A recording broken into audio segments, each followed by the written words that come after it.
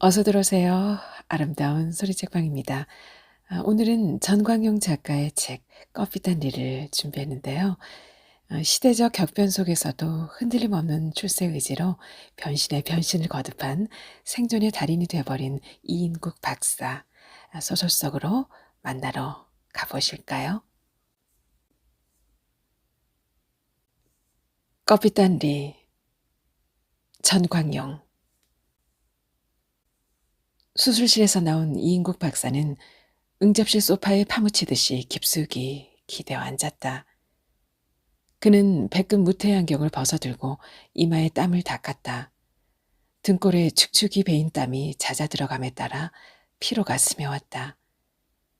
2시간 20분의 집도, 위장 속의 균종 적출, 환자는 아직 혼수 상태에서 깨지 못하고 있다. 수술을 끝낸 찰나 스쳐가는 육감. 그것은 성공 여부의 적중률을 암시하는 계시 같은 것이다. 그러나 오늘은 웬일인지 뒷맛이 꺼림칙하다. 그는 항생질 의약품이 그다지 발달되지 않았던 일제시대부터 개복수술의 최단 시간에 기록을 세웠던 것을 회상해 본다. 맹장염이나 포경수술, 그 정도의 것은 약과다. 젊은 의사에게 맡겨버리면 그만이다. 대수술의 경우에는 그렇게 방임할 수만은 없다. 환자 측에서도 대개 원장의 직접 집도를 조건부로 입원시킨다. 그는 그것을 자랑으로 삼아왔고 스스로 집도하는 쾌감마저 느꼈었다. 그의 병원 부근은 거의 한 집 건너 병원이랄 수 있을 정도로 밀접한 지대다. 이름 없는 신설 병원 같은 것은 숫제 비장날 시골 전방처럼 한산한 속에 찾아오는 손님을 기다리고 있는 형편이다.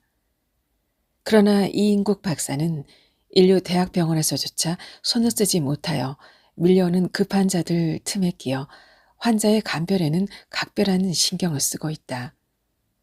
그것은 마치 여관 보이가 현관에서 들어서는 손님의 옷차림을 훑어보고 그 등급에 맞는 방을 순간적으로 결정하거나 즉석에서 서슴지 않고 거절하는 경우와 흡사한 것이라거나 할까. 이인국 박사의 병원은 2가지의 전통적인 특징을 가지고 있다.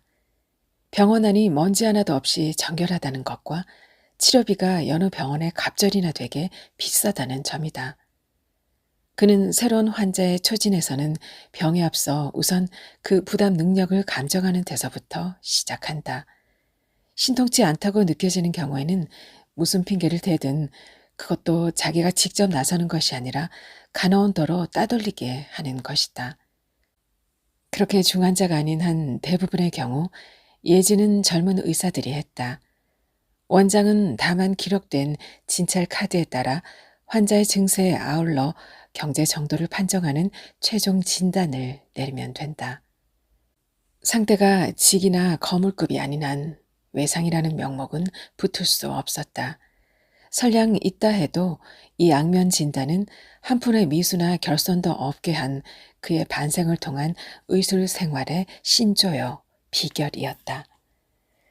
그러기에 그의 고객은 외정시대는 주로 일본인이었고 현재는 권력층이 아니면 재벌의 샘 속에 드는 축들이어야만 했다. 그의 일과는 아침에 진찰실에 나와 손가락 끝으로 창틀이나 환자 위를 훑어 무태 안경 속 움푹한 눈으로 응시하는 일에서 출발된다. 이때 손가락 끝에 먼지만 묻으면 불호령이 터지고 간호원은 하루 종일 원장의 신경질에 부대껴야만 한다. 아무튼 단골 고객들은 그의 정결한 결벽성에 감탄과 경의를 표해 마지 않았다. 일사후퇴시 청진기가 든 손가방 하나를 들고 월남한 이인국 박사다. 그는 수복되자 재빨리 새빵 하나를 얻어 병원을 차렸다. 그러나 이제는 평당 50만 환을 호가하는 도심지에 타일을 바른 2층 양옥을 소유하게 되었다. 그는 자기 전문인 외과 외에 내과, 소아과, 산부인과 등 개인 병원을 집결시켰다. 운영은 각자의 호주머니 샘속이었지만 종합병원의 원장 자리는 의젓이 자기가 차지하고 있다. 이인국 박사는 양쪽 조끼 주머니에서 시발금 회중시계를 끄집어내 시간을 보았다. 2시 40분. 미국 대사관 브라운 씨와의 약속 시간은 20분밖에 남지 않았다. 이 시계도 몇 가닥의 유서 깊은 이야기가 숨어 있다. 이인국 박사는 시계를 볼 때마다 참말 기적임에 틀림없었던 사태를 연상하게 된다. 왕진 가방과 함께 38선을 넘은 필한 유물의 하나인 시계. 가방은 미군 의사에게서 얻은 새 것으로 갈아매어 흔적도 없게 된 지금. 시계는 목숨을 걸고 삶의 도피행을 같이 한 유일물이요. 어찌 보면 인생의 반려이기도 한 것이다. 밤에 잘 때에도 그는 시계를 머리맡에 풀어놓거나 호주머니에 넣은 채로 버려두지 않는다. 반드시 풀어서 등기 서류, 저금 통장 등이 들어있는 비상용 캐비넷 속에 넣고야 잠자리에 드는 것이었다. 거기에는 또 그럴 만한 연유가 있었다. 이 시계는 제국대학을 졸업할 때 받은 영예로운 수상품이다. 뒤쪽에는 자기 이름이 새겨져 있다. 그 후 30여 년 자기 주변의 모든 것은 변하여 갔지만 시계만은 옛 모습 그대로다. 주변뿐만 아니라 자기 자신은 얼마나 변한 것인가.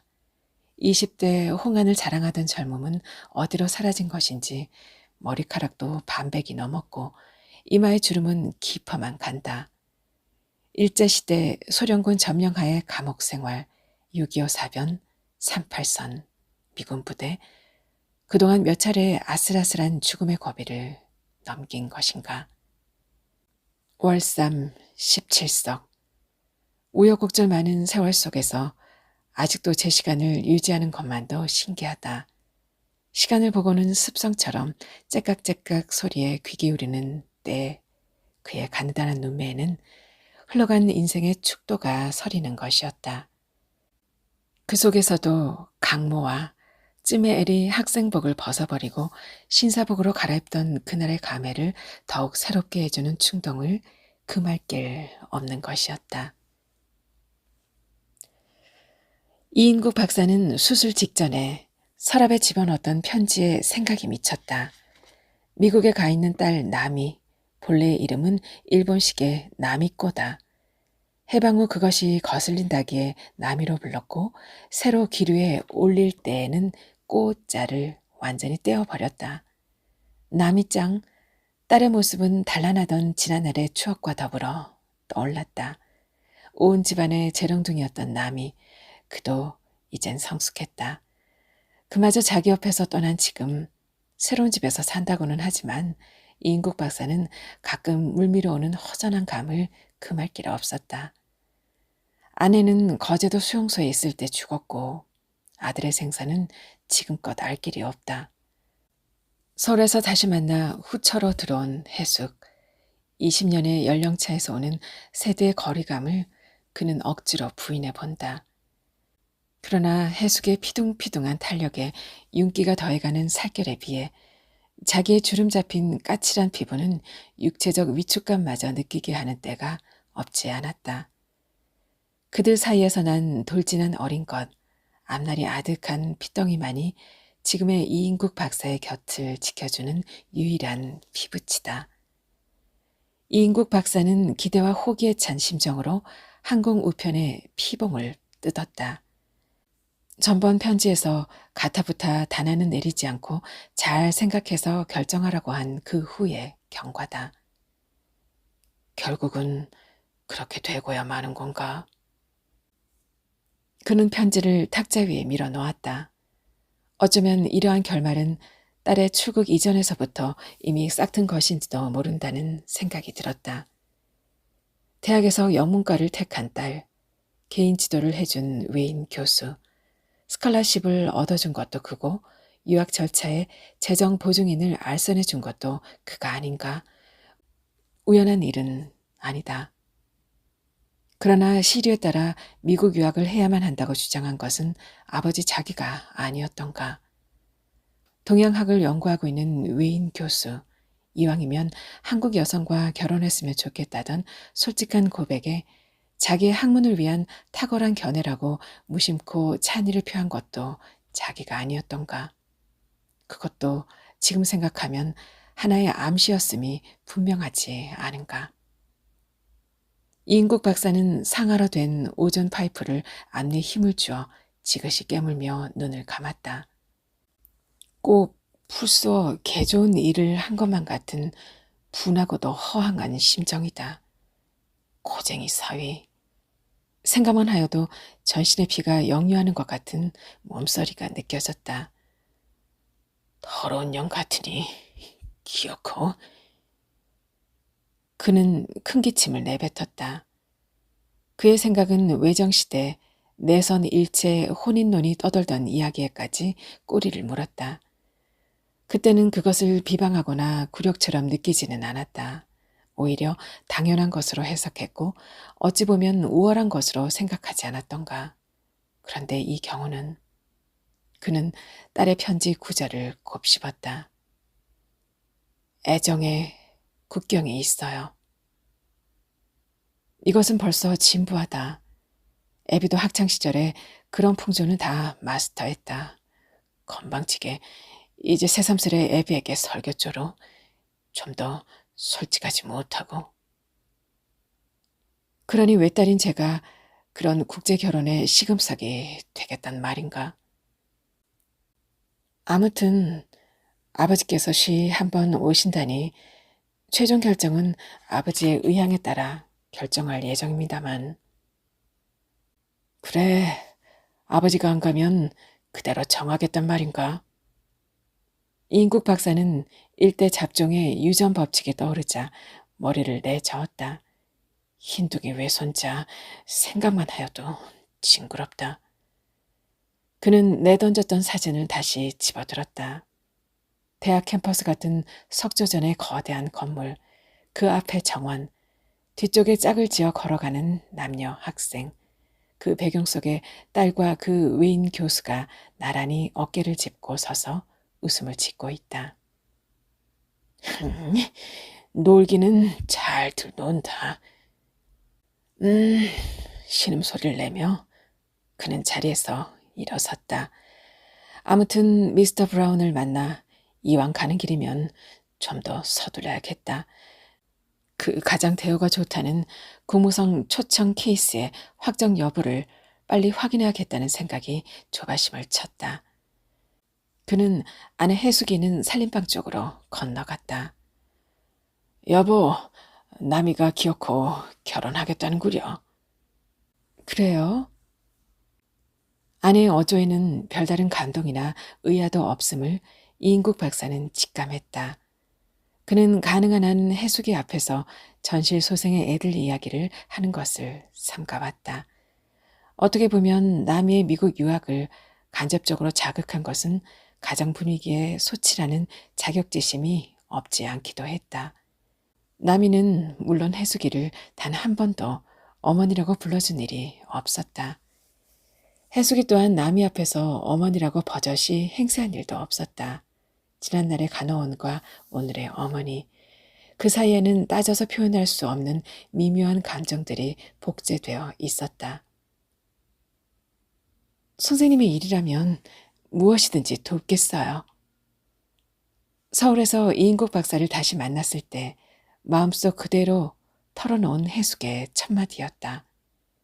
처음에는 해숙이도 부인의 별세를 몰랐고 이인국 박사도 혼인 여부를 참견하지 않았다. 해숙은 곧 대학병원을 그만두고 이리로 옮겨왔다. 남이는 예정이 다시 살아 해숙을 언니처럼 따랐다. 이들의 혼인이 익어갈 때 이인국 박사는 목에 걸리는 딸의 의향을 우선 듣기로 하였다. 딸도 아버지의 외로움을 동정하고 있었다. 자기 자신 아버지의 시중이 힘에 겨웠고 또 그 사이 실제 아버지 뒤치다거리를 해숙이 해왔으므로 딸은 즉석에서 진심으로 찬의를 표했다. 그러나 시간이 흐를수록 해숙과 남이의 간격은 벌어졌고 해숙도 남편과의 정상적인 가정생활에 남이가 장애물이 되는 것 같은 느낌을 차츰 가지게 되었다. 해숙 자신도 처음에는 마음 놓고 이인국 박사를 남편이랍시고 1대1로 부르진 못했다. 남이의 출발, 그 후 어린애의 해산, 이러한 몇 고개를 넘는 사이에 이제 겨우 아내답게 늠름히 남편을 대할 수 있고 이인국 박사 또한 제대로의 남편의 채모로 아내에게 농을 걸 수도 있게끔 되었다.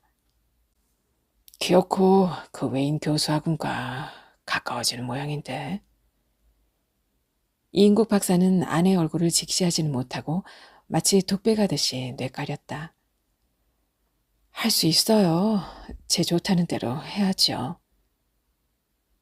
마치 남의 이야기를 하는 것처럼 이인국 박사에게는 들려왔다.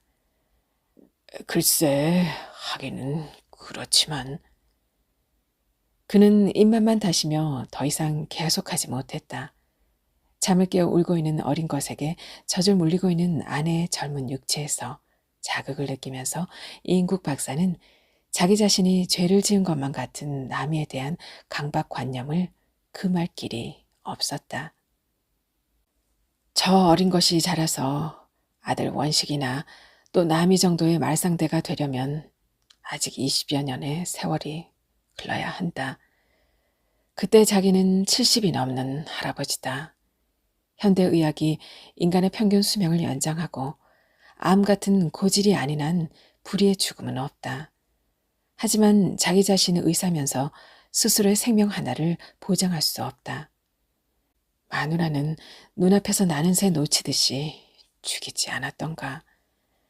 아무리 해도 저놈이 대학을 나올 때까지는 살아야 한다. 아무렴 때가 때인 만큼 미국 유학까지는 내 생전에 시켜주어야 하지.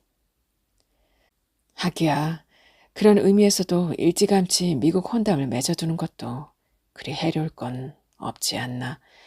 아무렴 우리보다 낫게 사는 사람들인데 좀 남복의 체면이 안 서서 그렇지. 그는 자위인지 체념인지 모를 분염을 곱씹었다. 여보, 저걸 좀 끓여요. 이인국 박사의 말씨는 점잖게 가라앉았다. 뭐 말이에요? 아내는 젖꼭지를 물린 채 고개만을 돌려 되묻는다. 저 병 말이요. 그는 화장대 위에 놓은 골동품을 가리켰다. 어디 가져가셔요? 저 미 대사관 브라운 씨 말이야. 늘 신세만 졌는데.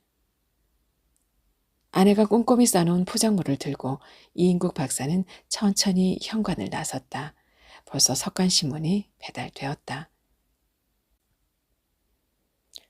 아무리 생각해도 그것은 분명 기적임에 틀림없는 일이었다. 간헐적으로 반복되어 공포와 감격을 함께 휘몰아치는 착잡한 추억. 늘 어제 일 마냥 생생하기만 하다. 1945년 8월 하순. 아직 해방의 감격이 온 누리를 뒤덮어 소용돌이 칠 때였다.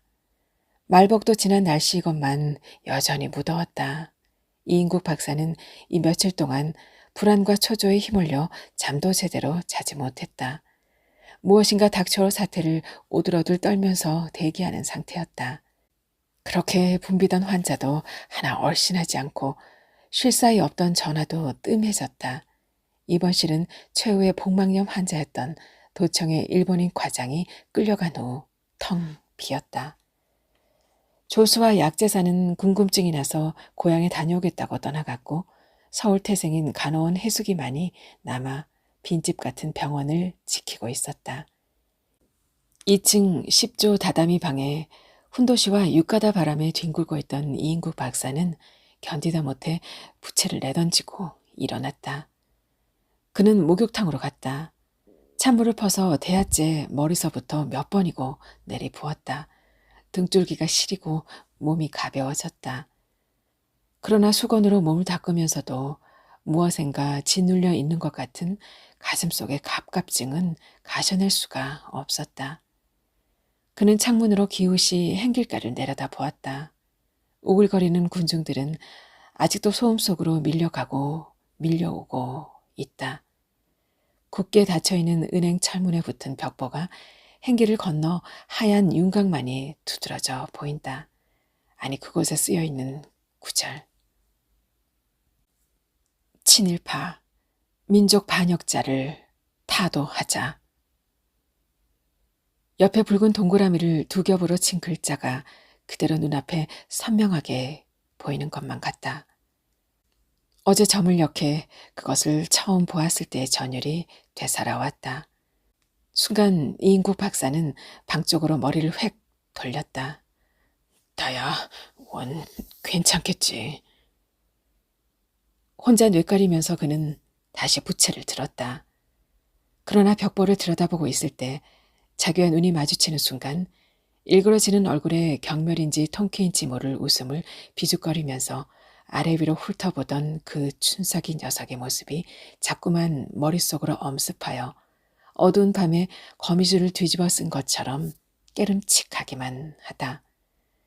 그깟 놈하고 머리에서 씻어버리려 해도 거미처럼 자꾸만 감아붙는 것만 같았다. 벌써 6개월 전의 일이다. 형무소에서 병 보석으로 가출옥되었다는 중환자가 엎혀서 왔다. 횡댕그렁한 눈에 앙상하게 뼈만 남은 몸을 제대로 가누지도 못하는 환자. 그는 간호원의 부축으로 겨우 진찰을 받았다. 청진기의 상하 꼭지를 환자의 가슴에서 등으로 옮겨 두 줄기의 고무줄에서 감득되는 숨소리를 감별하면서도 이인국 박사의 머릿속은 최후 판정의 분기점을 방황하고 있었다. 입원시킬 것인가? 거절할 것인가? 환자의 몰골이나 업고 온 사람의 옷 매무새로 보아 경제 정도는 뻔한 일이라 생각되었다. 그러나 그것보다도 더 마음에 캥기는 것이 있었다. 일본인 간부급들이 자기 집처럼 들락날락하는 이 병원에 이런 사상범을 입원시킨다는 것은 관선 시의원이라는 체면에서도 떳떳지 못할 뿐더러 자타가 공인하는 모범적인 황국 신민의 공든탑이 하루아침에 무너지는 결과를 가져오는 것이라는 생각이 들었다. 순간 그는 이런 경우에 가부 결정에 일도 양단하는 자기식으로 찰나적인 단언을 내렸다. 그는 응급치료만 하여주고 입원실이 없다는 가장 떳떳하고도 정당한 구실로 애걸하는 환자를 돌려보냈다. 환자의 집이 병원에서 멀지 않은 건너편 골목 안에 있다는 것은 후에 간호원에게서 들었다. 그러나 그쯤은 예사로운 일이었기에 그는 그대로 아무렇지도 않게 흘려버렸다. 그런데 며칠 전 시민대회 끝에 있은 해방경축 시가 행진을 자기도 흥분에 차 구경하느라고 해수교와 함께 대문 밖에 나갔다가 자위대 완장을 두르고 대열에 낀 젊은이와 눈이 마주쳤다. 이쪽을 노려보는 청년의 눈에서 불똥이 튀는 것 같은 살기를 느꼈다. 무슨 영문인지 모르고 어리벙벙하던 이인국 박사는 그것이 언젠가 입원을 거절당한 사상범 환자 춘석이라는 것을 해숙에게서 듣고야 슬금슬금 주위의 눈치를 살피며 집으로 기어 들어왔다. 그 후 그는 될 수 있는 대로 거리로 나가는 것을 피했지만 공교롭게도 어제 저녁 그 벽보 앞에서 마주쳤었다. 갑자기 밖이 왁자지껄 떠들썩했다. 머리에 깍지를 끼고 비스듬히 누워서 갈피를 잡을 수 없는 생각에 골똘하던 이인국 박사는 일어나 앉아 행길 쪽에 귀를 기울였다. 들끓는 소리는 더 커갔다. 궁금증에 견디다 못하여 그는 엉거주춤 구부린 자세로 밖을 내다보았다. 포도에 뒤끓는 사람들은 손에 태극기와 적기를 들고 환성을 울리고 있었다. 무엇일까? 그는 고개를 갸웃하며 다시 자리에 주저앉았다. 계단을 구르며 급히 올라오는 발자국 소리가 들려왔다. 해숙이다. 아마 소련군이 들어오나 봐요. 모두들 야단 법석이에요. 숨을 헐레벌떡이며 이야기하는 해숙의 말에 이인국 박사는 아무 대꾸도 없이 눈만 껌뻑이며 도로 앉았다. 여러 날째 라디오에서 오늘 입성 예정이라고 했으니 이제 정말 오는가 보다 싶었다. 해숙이 내려간 뒤에도 이인국 박사는 한참 동안 아무 거동도 못하고 바깥쪽을 내다보고만 있었다. 무엇을 생각했던지 그는 움쭉 자리에서 일어났다. 그리고는 벽장문을 열었다. 안쪽에 손을 뻗쳐 액자들을 끄집어내었다. 국어, 일어, 상용의 가. 해방되던 날 떼어서 집어넣어 둔 것을 그동안 깜빡 잊고 있었다. 그는 액자틀 뒤를 열어 음식점 면허장 같은 두터운 모조지를 빼내어 글자 한자도 제대로 남지 않게 손끝에 힘을 주어 꼼꼼히 찢었다. 이 종이장 하나만 해도 일본인과의 교제에 얼마나 떳떳한 구실을 할 수 있었던 것인가. 야릇한 미련 같은 것이 성광처럼 머릿속을 스쳐갔다. 환자도 일본말 모르는 축은 거의 오는 일이 없었지만 대외 관계는 물론 집안에서도 일체 일본말만을 써왔다. 해방 뒤 부득이 써오는 제 나라 말이 오히려 의사 표현에 어색함을 느낄 만큼 그에게는 거리가 먼 것이었다. 마누라의 솔선수범하는 내조도 컸지만 애들까지도 곧잘 지켜주었기에 이 종이장을 탄 것이 아니던가. 그것을 탄 날은 온 집안이 무슨 큰 경사나 난 것처럼 기뻐했었다. 잠꼬대까지 국어로 할 정도가 아니면 이 영예로운 기회야 얻을 수 있겠어. 국민총력연맹 지부장의 웃음 띤 치아 소리가 떠올랐다. 그 순간 자기 자신은 아이들을 소학교부터 일본 학교에 보낸 것을 얼마나 다행으로 여겼던 것인가. 그는 후 한숨을 내뿜었다. 그리고는 저금 통장의 잔액을 깡그리 내주던 은행 지점장의 호의에 새삼 고마움을 느끼는 것이었다. 그것마저 없었더라면. 등골에 오싹 한기가 느껴왔다. 무슨 정치가 오던 그것만 있으면 시내 사람의 절반 이상이 굶어 죽기 전에야 우리 집 차례는 아니겠지. 그는 손 금고가 들어있는 안방 단스를 생각하면서 혼자 중얼거렸다. 이인국 박사는 무슨 일이 일어나도 꼭 자기만은 살아남을 것 같은 막연한 기대를 곱씹고 있었다. 주위가 어두워왔다. 지축이 흔들리는 것 같은 동요와 소음이 가까워졌다. 군중들의 환호성이 터져나왔다. 만세소리가 연방 계속되었다. 세상 형편을 알아보려고 거리에 나갔던 아내가 돌아왔다. 여보, 당구부대가 들어왔어요. 거리는 온통 사람들 사태가 났는데 집안에 처박혀 뭘 하고 있어요. 뭘 하기는? 나가보아요. 마우제가 들어왔어요. 어둠 속에서 아내의 음성은 격하였으나 감격인지 당황인지 알 길이 없었다. 계집이란 저렇게 우둔하고도 대담한 것일까? 이인국 박사는 엷은 어둠 속에서 마누라 쪽을 주시하면서 입맛을 다셨다. 이 불도 여태 안 켜고. 마누라가 스위치를 틀었다. 이인국 박사는 백척 전등에 너무 화난 것이 못마땅했다. 불은 왜 켜는 거요? 그럼 켜지 않고 캄캄한데.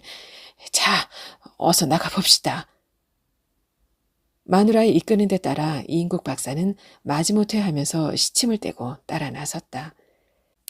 헤드라이트에 눈부신 광선, 탱크 부대의 진주는 끝을 알 수 없이 계속되고 있다.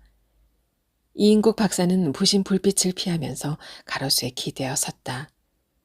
박수와 환호성, 만세소리가 그칠 줄 모르는 양안을 끼고 탱크는 물밀듯 서서히 흘러간다. 위 뚜껑을 열고 반신을 내민 중대가리의 병정은 간신히 우라 하면서 손을 내흔들고 있다. 이인국 박사는 자기와는 아무 관련도 없는 이방부대라는 환각을 느끼면서 박수도 환성도 안 나가는 멋쩍은 속에서 멍하니 쳐다보고만 있다. 그는 자기의 거동을 주시하지나 않나 해서 주위를 두리번거렸다. 그러나 아무도 그에게는 관심을 두는 일이 없이 탱크를 향하여 목청이 터지도록 거듭 만세를 부르고 있지 않는가.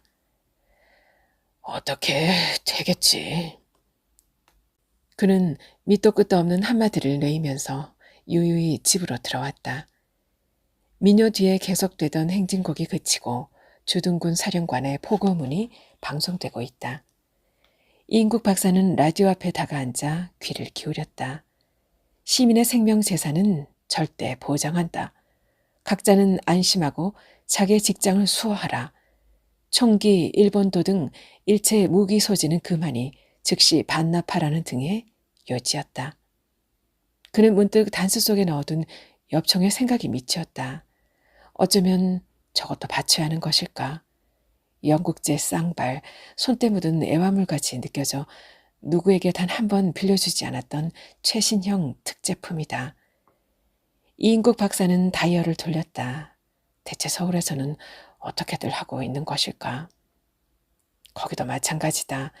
민요가 아니면 행진곡이 나오고 그러다가는 건국준비위원회 누구인가의 연설이 계속된다. 대체 앞으로 어떻게 될 것인가 궁금증을 해결할 방법이 없다. 해방 직후 2, 3일 동안은 자기도 태연하였지만 번지르르하게 드나들던 몇몇 친구들도 소련군 입성이 보도된 이후부터는 거의 나타나질 않는다. 그렇다고 자기 자신이 뛰어다니며 물을 경황은 더욱 없다. 밤이 이슥해서야 중학교와 국민학교를 다니는 아들딸이 굉장한 구경이나 한 것처럼 탱크와 로스케의 이야기를 늘어놓으며 돌아왔다. 그들은 아버지의 심중은 아랑곳 없다는 듯이 어머니 해숙이와 함께 저희들 이야기에만 꽃을 피우고 있었다. 이인국 박사는 슬그머니 일어나 2층으로 올라와 다다미 방에서 혼자 뒹굴었다. 앞일은 대체 어떻게 전개될 것인가. 뛰어넘을 수 없는 큰 바다가 가로놓인 것만 같았다. 풀어낼 수 있는 실마리가 전혀 더듬어지지 않는 뒤엉킨 상념 속에서. 그래도 이인국 박사는 꺼지려는 짓불을 불러일으키는 심정으로 막연한 한 가닥의 기대만은 끝내 포기하지 않은 채 천장을 멍청이 쳐다보고만 있다. 지난 일에 대한 뉘우침이나 가책 같은 건 아예 있을 수 없었다. 자동차 속에서 이인국 박사는 들고 나온 석간을 펼쳤다. 일면의 제목을 대강 훑고 난 그는 신문을 뒤집어 꺾어 3면으로 눈을 옮겼다. 북한 소련 유학생 서독으로 탈출. 바둑알 같은 굵은 활자의 제목, 왼편 전단을 차지한 외신 기사, 손바닥만한 사진까지 곁들여 있다.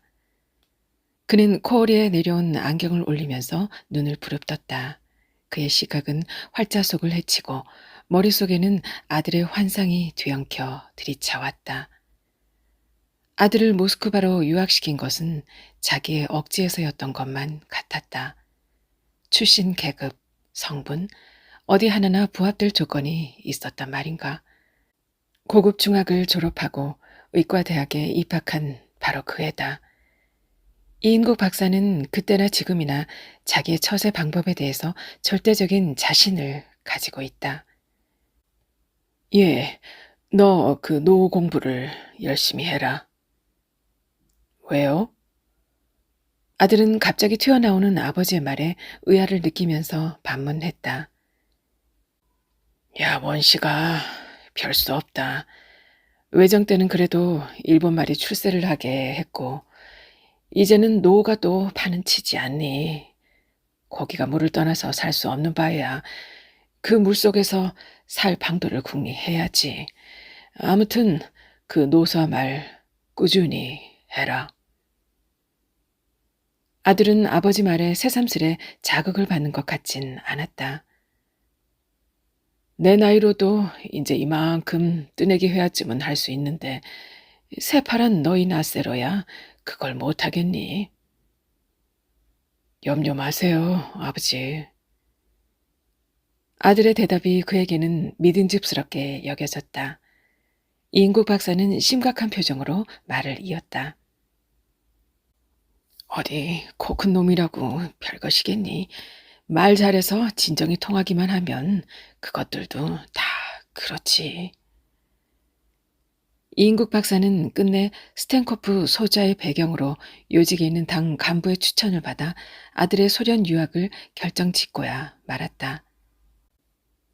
여보, 보통으로 삽시다. 거저 편하지 않게 사는 것이 이런 세상에선 가장 편할 것 같아요. 이제 겨우 죽을 고비를 면하였는데 또 쟤까지 그 높이 드는 복판에 휘몰아 넣으면 어쩌려고. 가만히 있어요. 호랑이도 굴에 가야 잡는 법이요. 무슨 세상이 되든 할 대로 해봅시다. 그래도 저 어린 것을 어떻게 노서까지 보낸단 말이에요. 아니, 중학생 애들도 가지 못해 골드를 싸매는데 이 대학생이 못 가 견딜라고. 그래도 어디 앞일을 알겠어. 괜한 소리. 제가 소련바람을 쏘이고 와야 내게 허튼 소리 하는 놈들도 찍소리를 못 할 거요. 어디 보란 듯이 다시 한번 살아봅시다. 아들의 출발을 앞두고 걱정하는 마누라를 우격다짐으로 무마시키고 그는 아들의 유학을 관찰했다. 혁명 유가족도 가기 힘든 구멍을 친일파 이인국의 아들이 뚫었으니 어디 두고 보자. 그는 만장의 기염을 토하며 혼자 중얼거리고는 희망에 찬 미소를 풍겼다. 그 다음 해에 사변이 터졌다. 잘 있노라는 서신이 계속하여 왔지만 동나는 후퇴할 때까지 소식은 두절된 대로였다. 마누라의 죽음은 외아들을 사지로 보낸 것 같은 수심에도 그 원인이 있었다고 그는 생각하고 있다. 이인국 박사는 신문 뒷지기리 속에 채워진 글자를 하나도 빼지 않고 다 읽어 내려갔다. 그러나 아들의 이름에 연관되는 사연은 한마디도 없었다. 이 자식은 뭘 꾸물꾸물 하느라고 이런 축에도 끼지 못한담. 사태를 판별하고 임기응변의 선수를 쓸 줄 알아야지. 멍추같이. 그는 신문을 포개어 되는 대로 말아쥐었다. 이 개천에서 욕마가 난다는데 이건 제 애비만도 못한 자식이야. 그는 혀를 찍찍 갈겼다. 어쩌면 가족의 월남한 것조차 모르고 주저하고 있는 것이나 아닐까? 아니 이제는 그쪽에도 소식이 가서 제게도 무언중에 압력이 터져갈 터인데 역시 고지식한 놈이 아무래도 모자라. 그는 자동차에서 내리자 건 가래침을 내뱉었다. 똑도르래. 내가 책임지고 보장하겠어. 아들을 우리 조국 소련에 유학시키시오. 스탠코프의 목소리가 고마개와 부딪는 것만 같았다. 자위대가 치안대로 바뀐 다음 날이다. 이인국 박사는 치안대에 연행되었다. 시멘트 바닥에 무릎을 꿇고 앉은 그는 입술이 파랗게 질려 있었다. 하반신이 저려고 옆구리가 쑤신다. 이것만으로도 자기의 생애를 통해 가장 큰 고역이라고 그는 생각하고 있다. 그러나 그것보다는 앞으로 닥쳐올 얘기할 수 없는 사태가 공포 속에 그를 휘몰았다. 지나가고 지나오는 구둣발 소리와 목덜미에 퍼부어지는 욕설을 들으면서 꺾이듯이 축 늘어진 그의 머리는 들릴 줄을 몰랐다. 시간만이 흘러가고 있었다. 그의 머릿속에는 짓눌렸던 생각들이 하나씩 꼬리를 치켜들기 시작했다. 이럴 줄 알았더라면 어디든지 가 숨거나 진작 나무로라도 도피했을걸. 그러나 이 판국에 자기를 감싸줄 사람이 어디 있담. 의지할 만한 곳은 다 나와 같은 코스를 밟았거나 조만간에 밟을 사람들이 아닌가. 일본인, 가장 믿었던 성벽이 다 무너지고 난 지금 누구를... 그래도 어떻게 되겠지. 이 막연한 기대는 절박한 이 순간에도 그에게서 완전히 떠나버리지는 않았다. 다행이다. 인민재판에 첫 코에 걸리지 않은 것만 해도 끌려간 사람들의 행방은 전혀 날 길이 없다. 직결 채용을 당했다는 소문도 떠돈다. 사흘의 여유만 더 있었더라면 나는 이미 이곳을 떴을는지도 모른다. 다 운명이다. 아니 그래도 무슨 수가 있겠지. 쪽발이 끈앞을. 야 이 새끼야. 고함 소리에 놀라 이인국 박사는 흠칫 머리를 들었다. 때도 묻지 않은 일본 병사 군복에 완장을 찬 젊은이가 쏘아보고 있다. 춘석이다. 이인국 박사는 다시 쳐다볼 힘도 없었다. 모든 사태는 짐작되었다. 이제는 죽는구나. 그는 입속으로 뇌까렸다. 왜놈의 밑밭이 이 새끼야. 일본 군영화가 그의 옆구리를 들이찬다. 이 새끼 어디 죽어봐라. 구두발은 앞뒤를 가리지 않고 전신을 내지른다. 등골 척수에 다급한 충격을 받자 이인국 박사는 비명을 지르며 고꾸라졌다. 그는 현기증을 일으켰다. 어깨 쭉지를 끌어 바로 앉혀도 몸을 가누지 못하고 한쪽으로 쓰러졌다. 민족과 조국을 팔아먹은 이 개돼지 같은 놈아, 너는 청살이야, 청살. 어렴풋이 꿈속에서처럼 들려왔다. 그러나 그에게는 그 말도 아무런 반항을 일으키지 못했다. 시간이 얼마나 흘렀을까. 자기 앞자락에서 부스럭거리는 감촉과 금속성에 부딪히는 소리를 듣고 어렴풋이 정신을 차렸다. 노란 털이 엉성한 손목에 시계줄을 끄르고 있다. 그는 반사적으로 앞자락의 시계 주머니를 부둥켜 주면서 손의 임자를 힐끔 쳐다보았다. 눈동자가 파란 중대가리 소련 병사가 시계줄을 거머쥔 채 이빨을 드러내고 희죽이 웃고 있다. 그는 두 손으로 있는 힘을 다해 양복 안주머니를 감싸 쥐었다. 야본스키. 병사의 눈동자는 점점 노기를 띄어갔다. 아니, 이것만은. 그들의 대화는 서로 통하지 않는 대로 소나기와 눈동자의 대결은 그대로 지속되고 있다. 병사는 되빵만한 손으로 이인국 박사의 손을 뿌리치면서 시계를 채워냈다. 시계줄은 끊어져 고리가 달린 끝머리가 이인국 박사의 손가락 끝에서 달랑거렸다. 병사는 밖으로 나가버렸다.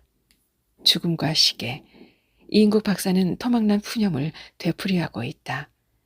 양쪽 팔목에 팔뚝시계를 둘씩이나 차고도 또 만족이 안 가 자기의 회중시계까지 앗아가는 그 병사의 모습을 머릿속에 똑똑히 되새겨갈 뿐이다.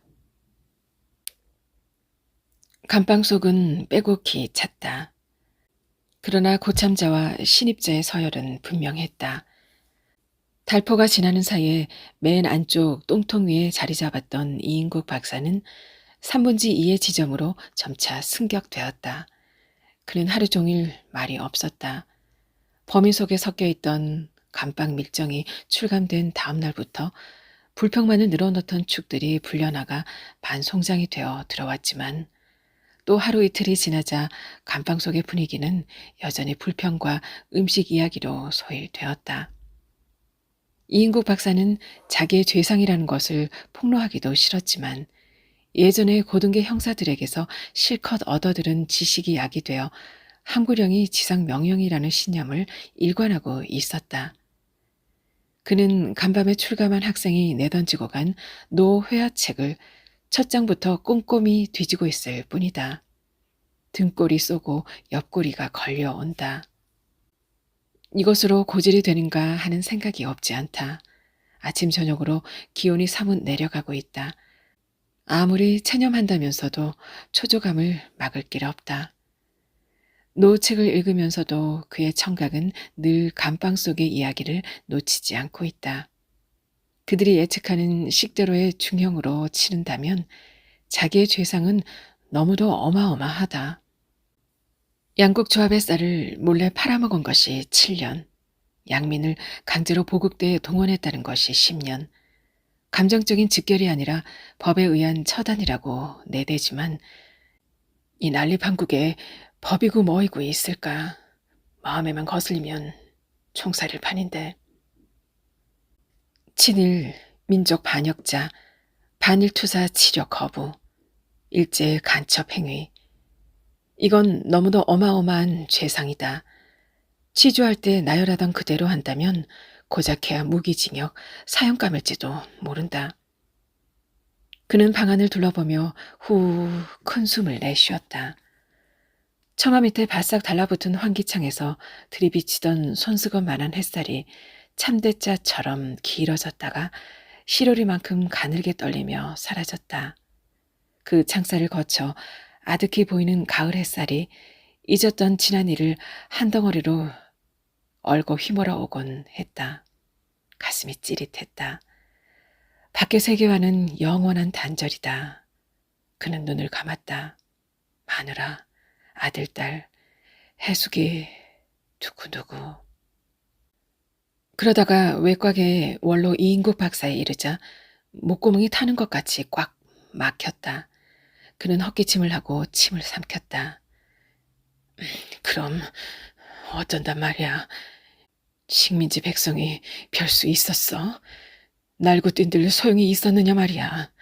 어느 놈은 일본 놈한테 아첨을 안 했어? 주는 떡을 안 먹은 놈이 바보지. 다 그놈이었지. 이인국 박사는 자기 변명을 합리화시키고 나면 가슴이 좀 후련해졌다. 거기다 어저께 최종 취조 장면에서 얻은 소련 고문관의 표정은 그에게 일로 희망을 던져주는 것이 있었다. 물론 그것이 억지의 자위일지도 모른다고 생각되었지만. 아마 스탠코프 소자라고 했지. 그 혹부리 장교, 직업이 의사라고 했을 때 똑도루 하고 고개를 기웃거리던 순간의 표정. 그것이 무슨 기적의 예시 같기만 했다. 이인국 박사는 신음소리에 놀라 눈을 떴다. 복도에 켜있는 엷은 전등 불빛이 쇠창살을 거쳐 방 안에 줄무늬를 놓으며 비쳐 들어왔다. 그는 환기창 쪽을 올려다 보았다. 아직 동도 트지 않은 깜깜한 밤이다. 생똥 냄새가 코를 찌른다. 바지가랑이 한쪽이 축축하다. 만져본 손을 코에 갖다 댔다. 구역질이 난다. 역시 똥 냄새다. 옆에 누운 청년의 앓는 소리는 계속되고 있다. 찬찬히 눈여겨보았다. 청년 궁둥이도 젖어 있다. 설상가 보다. 그는 창살문을 흔들며 교화 소원을 고함쳐 불렀다. 뭐야? 자다가 깬 듯한 흐린 소리가 들려왔다. 환자가 이거 봐요. 창살 사이로 들여다보는 소원의 얼굴은 역광 속에서 챙붙은 모자 밑에 둥그스름한 윤곽밖에 알려지지 않는다. 이인국 박사는 청년의 궁둥이깨를 손가락으로 가리키며 들여다보고 있다. 이거 피로군 피야. 그는 그제야 붉은 빛을 발견하곤 놀란 소리를 쳤다. 정리야, 이질. 그는 직업의식에서 떠오르는 대로 큰 소리를 질렀다. 뭐? 정리? 바깥 소리는 확실히 납득이 안 간 음성이다. 피똥 쌌소, 피똥을. 이것 봐요. 그는 언성을 더욱 높였다. 피똥. 아우성 소리에 감방 안의 사람들은 하나둘 눈을 뜨며 저마다 놀란 소리를 쳤다. 정리, 이거 전염병이요, 전염병. 뭐? 전염병? 그제야 교화소원이 문을 열고 들어왔다. 얼마 후 환자는 격리되었고 남은 사람들은 똥을 닦느라고 한참 법석을 치고 다시 잠을 불러일으키질 못했다. 이튿날 미결감 다른 감방에서 또 같은 증세의 환자가 두셋 발생했다. 날이 갈수록 환자는 늘기만 했다. 이 판국에 병만 나면 열의 9은 죽는 길밖에 없다고 생각한 이인국 박사는 새로운 위험에 사로잡히기 시작했다. 저녁 후 이인국 박사는 고문관실로 풀려나갔다. 동무는 당분간 환자의 응급치료실에서 일하시오. 이게 무슨 청천벽력 같은 기적일까? 그는 통역의 말을 의심했다.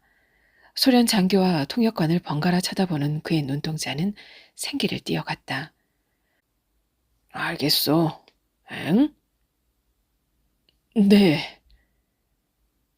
다짐에 따라 이인국 박사는 기쁨을 억지로 감추며 평범한 어조로 대답했다. 글쎄, 하늘이 무너져도 솟아날 구멍은 있다니까. 그는 아무 표정도 나타내지 않으려고 이를 악물었다. 죽어 넘어진 송장이 개 치우듯 꾸려져 나가는 것을 보고 이인국 박사는 꼭 자기 일 같이만 느껴졌다. 의사, 이것은 나의 전직이다. 그는 몇 번이고 감격에 차 중얼거렸다. 그는 있는 힘을 다해 자기 담당의 환자를 치료했다. 이러한 일은 그의 실력이 혹부리 고문관에 유다른 관심을 끌게 한 계기를 만들어 주었다. 사상범을 옥사시키는 경우는 책임자에게 큰 문책이 온다는 것은 훨씬 후에야 그가 안 일이다. 소련 군의관에게 기술이 인정된 이인국 박사는 계속 병원에 근무하게 되었다. 그러나 죄상 처벌의 결말에 대하여는 알 길이 없었다. 그는 이 절호의 기회를 최대한으로 활용하고 싶었다. 이제는 죽어도 한이 없을 것만 같았다. 어떻게 하여 이 보이지 않은 구석에서까지 완전히 벗어날 수는 없을까? 그는 환자의 치료를 하면서도 늘 스탠코프의 왼쪽 뺨에 붙은 오리알 만한 혹을 생각하고 있었다. 불구라면 불구로 볼 수 있는 그 혹을 가지고 고급 장교에까지 승진하였다는 것은 소위 말하는 당성이 강하거나 그렇지 않으면 전공이 특별했음에 틀림없다는 생각이 들었다.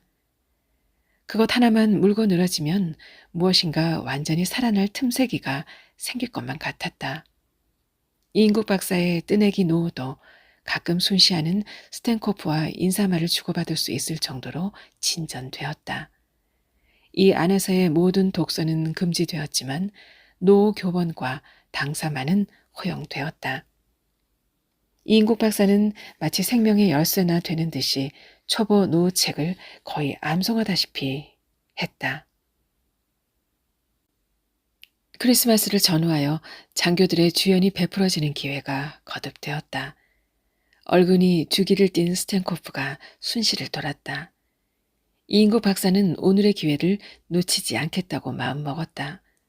수일 전 소련군 한 사람이 급성 맹장염이 터져 복막염으로 번졌다.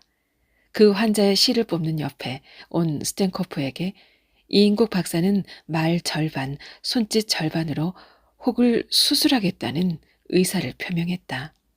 스탠코프는 하라쇼를 연발했다. 그 후 몇 번 통역을 사이에 두고 수술 계획에 대한 자세한 의사를 진술할 기회가 생겼다. 이인국 박사는 일본인 시장의 혹을 수술하던 일을 회상하면서 자신 있는 설복을 했다. 동경 경흥대학 병원에서도 못하겠다는 것을 내가 거뜬히 해치우지 않았던가. 그는 혼자 머릿속에서 자문자답하면서 이번 일에 도박 같은 심정으로 생명을 걸었다. 소련 군의관을 입회시키고 몇 차례 예비 진단이 치러졌다.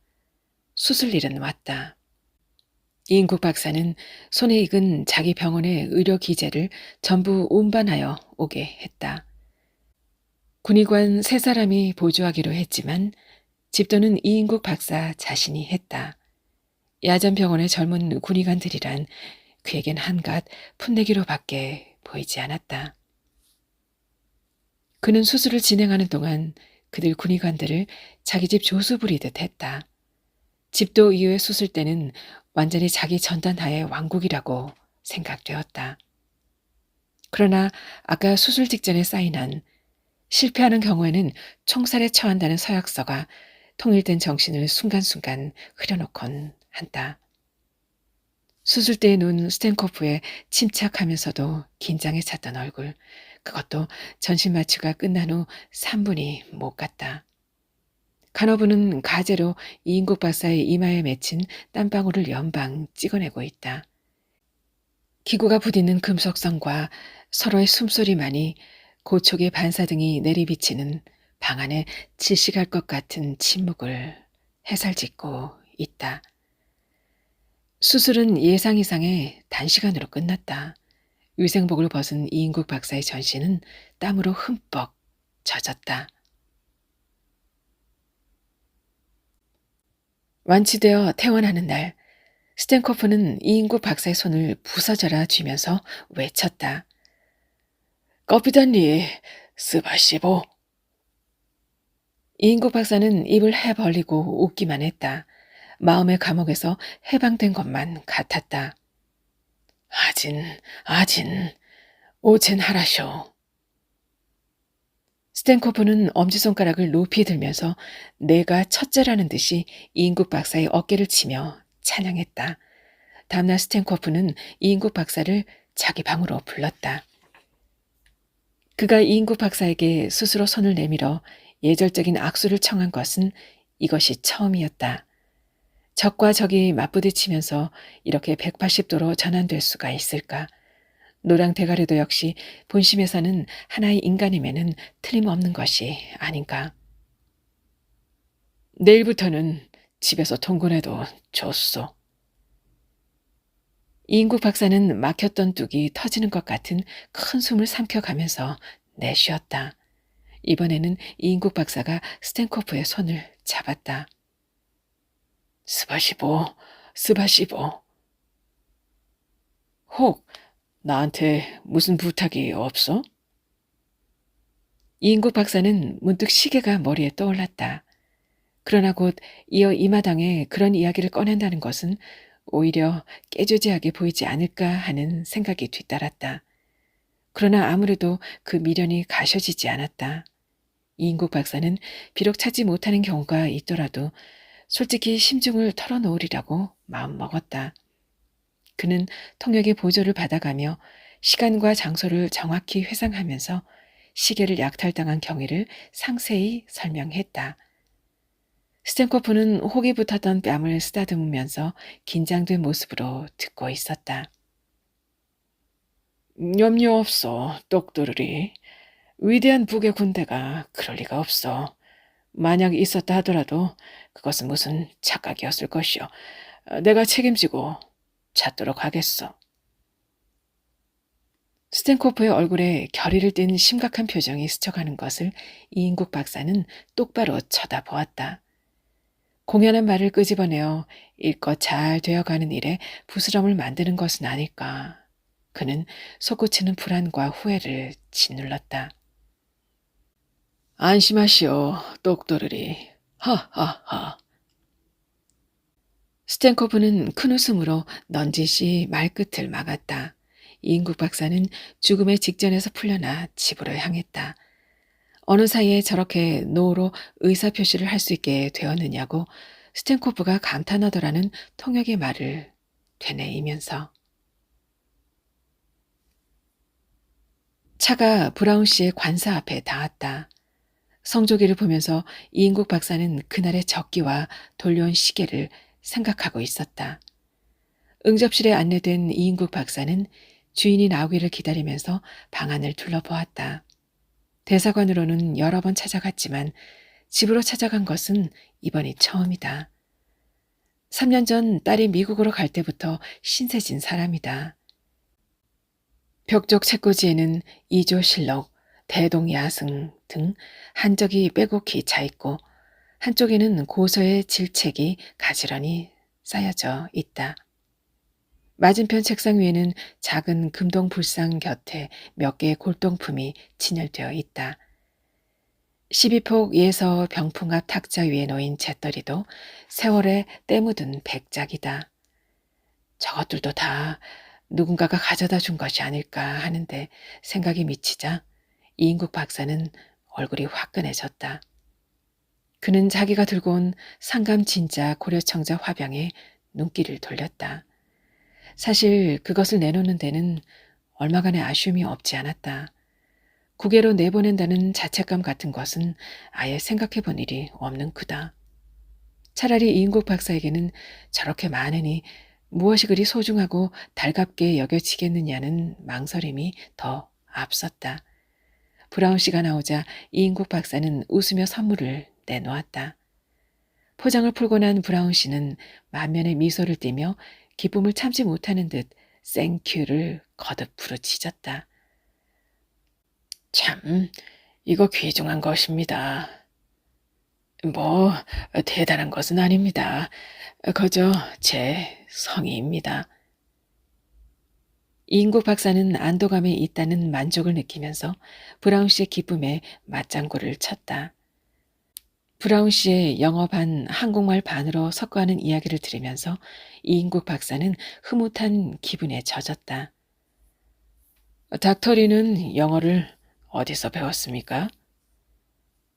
일제시대 일본말식으로 배웠지요. 예를 들면 잣도이자 갓도 이 식으로요. 그런데 지금 발음이 좋은데요. 문법이 아주 정확한 스탠더드 잉글리시입니다.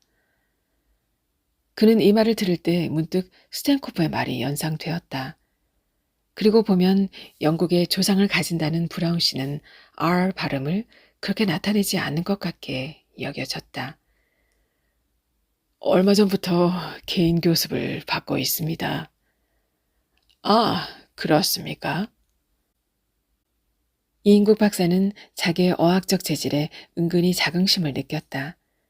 브라운 씨가 부엌 쪽으로 갔다 오더니 양주 몇 병이 놓인 쟁반이 따라 나왔다. 아무거라도 마음에 드는 것으로 하십시오. 이인국 박사는 보드카 잔을 신통한 안주도 없이 억지로라도 단숨에 들이켜야 속 시원해하던 스탠코프를 브라운 씨 얼굴에 겹쳐보고 있다. 그는 혈압 때문에 술을 조절해야 하는 자기 체질에 알맞게 스카치 잔을 할 듯이 조금씩 목을 축이면서 브라운 씨의 이야기를 기다렸다. 그거 국무성에서 통지 왔습니다. 이인국 박사는 뛸 듯이 기뻤으나 솟구치는 흥분을 억제하면서 천천히 손을 내밀어 악수를 청했다. 땡큐, 땡큐. 어쩌면 이것은 수술 후에 스탠코프가 자기에게 하던 방식 그대로인지도 모른다는 생각이 들었다. 이인국 박사는 지성이면 감천이라고 나의 처세법은 USA에도 통하는구나 하는 기고만장한 기분이었다. 청자병을 몇 번이나 쓰다듬으면서 술잔을 거듭하는 브라운 씨도 몹시 즐거운 표정이었다. 미국에 가서의 모든 일도 잘 부탁합니다. 네, 염려 마십시오.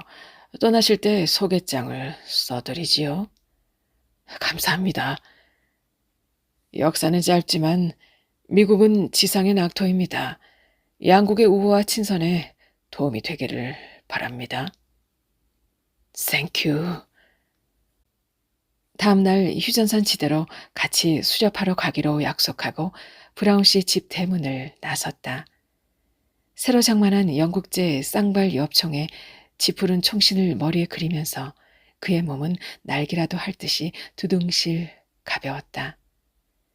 이인국 박사는 아까 수술한 환자의 결과가 궁금했으나 그것은 곧 씻겨져 갔다. 그의 마음속에는 새로운 포부와 희망이 부풀어 올랐다. 신체 검사는 이미 끝난 것이고 외무부 출국 수석도 국무성 통지만 오면 즉일될 수 있게 담당 책임자에게 교섭이 되어 있지 않은가? 빠르면 일주일 내에 떠나게 될지도 모른다는 브라운 씨의 말이 떠올랐다. 대학을 갓 나와 임상 경험도 신통치 않은 것들이 미국에만 갔다 오면 별이라도 딴 듯이 날치는 꼴이 눈꼴 사나웠다. 어디 나도 다녀오고 나면 보자. 문득 딸 나미와 아들 원식의 얼굴이 한꺼번에 망막으로 휘몰아 왔다. 그는 두 주먹을 불끈 쥐며 얼굴에 경련을 일으키듯이 긴장을 띠다가 어색한 미소를 흘려보냈다. 그 사마귀 같은 일본 놈들 틈에서도 살았고 닭사마귀 같은 로스케 속에서도 살아났는데 양키라고 다를까. 혁명이 일겠으면 일고 나라가 바뀌겠으면 바뀌고 아직 이 이인국의 살구멍은 막히지 않았다. 나보다 날뛰던 놈들도 얼마든지 있는데 나쯤이야. 그는 허공을 향하여 마음껏 소리치고 싶었다. 그러면 우선 비행기 회사에 들러 형편이나 알아볼까? 이인국 박사는 캘리포니아 특산 시거를 비스듬히 문 채 지나가는 택시를 불러 세웠다. 그는 스프링이 튈 듯이 털썩 주저앉았다. 반도 호텔로. 차창을 거쳐 보이는 맑은 가을 하늘이 이인국 박사에게는 더욱 푸르고 드높게만 느껴졌다. 전광용 작가의 꺼비단리 함께 들어보셨습니다. 이 소설은 일제강점기와 해방 전후의 격변기를 배경으로 기회주의적 지식인의 모습을 풍자적으로 그린 작품입니다. 주인공 이인국 박사는 일제강점기에는 일본에 협력하며 출세를 도모하던 인물이었고요. 그는 일본식 이름을 사용하고 일본인들에게 아첨하면서 자신의 지위와 재산을 지키는 데 힘씁니다. 그러나 해방이 되자 곧바로 태도를 바꾸고 소련군과 새로운 권력에 순응하며 또다시 자신의 이익을 지키려 하죠. 시대의 변화에 따라 신념 없이 권력에 붙어 살아가는 인물로 묘사되고 있습니다. 주인공인 의사 이인국 박사. 꺼삐따는 영어의 캡틴에 해당하는 러시아 말 까피따니 해방 직후 북한에서 와전된 발음으로 퍼진 것이라고 해요. 우두머리 또는 최고라는 뜻인데요. 이 소련군 장교가 이인국 의사의 치료를 받은 것을 계기로 최고라는 뜻으로 붙여진 지칭이 꺼삐딴리입니다. 어둠이 빛을 가리지 못하듯이 불의가 진리의 빛에 한 번은 투사된다는 건 자연의 법칙이란 말도 있는데요. 커피단리 이 소설을 통해서 우리 사회의 내면을 다시 한번 살펴봐야겠다는 생각이 들었습니다. 네, 저는 다음 시간에 또 다른 이야기로 찾아뵐게요. 그때까지 또 편안한 시간 이어주시고요. 지금까지 아름다운 소리 책방이었습니다.